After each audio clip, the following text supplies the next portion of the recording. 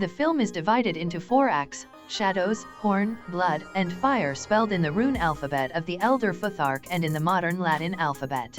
Shadows: a lonely young girl named Albrun lives with her goat-herding mother in the Alps of 15th century Austria. The identity of her father remains a mystery.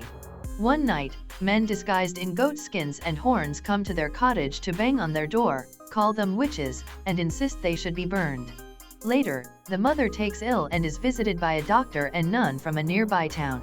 They discover she has bulbous growths located below her armpit and, considering her too far gone, they leave. Albrun is left alone to tend to her mother, whose physical and mental condition deteriorates rapidly, culminating in a sexual assault against her daughter. The mother runs out of the cottage into the winter night. In the morning, Albrun finds her mother's lifeless body covered with snakes in the woods. Horn: 15 years later, Albrun still lives in the same cottage from her childhood, and is now a new mother to an infant girl. Albrun tends goats in the hills, milking them and sometimes displaying an intimacy with them while she masturbates. Albrun carries goat milk to town to sell, but is rejected by the townspeople, due to their superstitions, and confronted by some unruly boys who treat her as a pariah. The harassment is then interrupted by a passing townswoman, Swinde. Swinde treats Albrun kindly and comes by Albrun's cottage to say that the village priest, Parson, would like to speak to her. They walk to town together. The local church contains an ossuary, its walls lined with skulls and other bones. Albrun meets the parson, who tells her that he came there to bring faith to people like her who have difficult lives. He says, however, that her isolation and estrangement from others leads them to temptation that springs from sacrilege. As he hands Albrun her mother's polished skull, painted with flowers and greenery, he concludes, to strengthen the faith of a religious community, it requires all sacrilege be cleansed.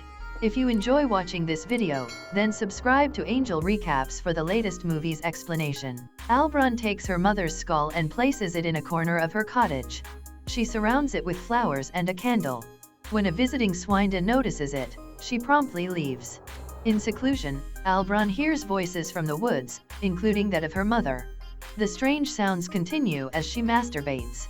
The next day, as Albrun was about to breastfeed her daughter, the infant suddenly refuses her nipple. Later, Swinde takes her walking in the mountains, but Albrun becomes uneasy when Swinde warns her about those who don't carry God in their hearts, the Jews and the heathens. They come in the night and like animals they take you, and then some months later you bear a child. On the way down the mountain, Swinde talks a local man into walking with them. After Swinde whispers something to the man, he turns to Albrun and embraces her. Swinde then throws Albrun to the ground and whispers, "It's disgusting how you all smell, your rotten stench." The man then begins raping Albrun as Swinde holds her down. After the rape, she returns home and finds that her goats have all been stolen except for one, which has been butchered and mutilated. Furious at her mistreatment, Albrun brings a dead rat to the local water source to poison the water and then urinates and menstruates into it. That night, Albrun lights a candle and communes with her dead mother's skull. Blood: Albrun comes to town while holding her child, and she sees many dead bodies being transported away. On the way home, she stops in the wood and eats a mushroom, which causes hallucinations and psychosis.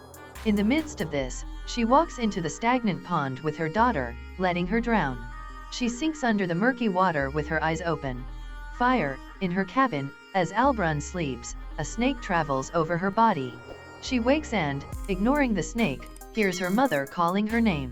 She rises and approaches the fireplace, hearing her mother's labored breathing.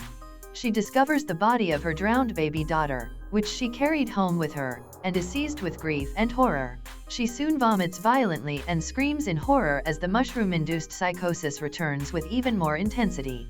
She sees her mother and hears laughing. The shadows on the wall seem to move menacingly, causing her to flee the cottage. In the dusky morning light, now with opaque eyes, Albrun lies down and dies on the scenic mountaintop. Her body spontaneously combusts with the rising sun.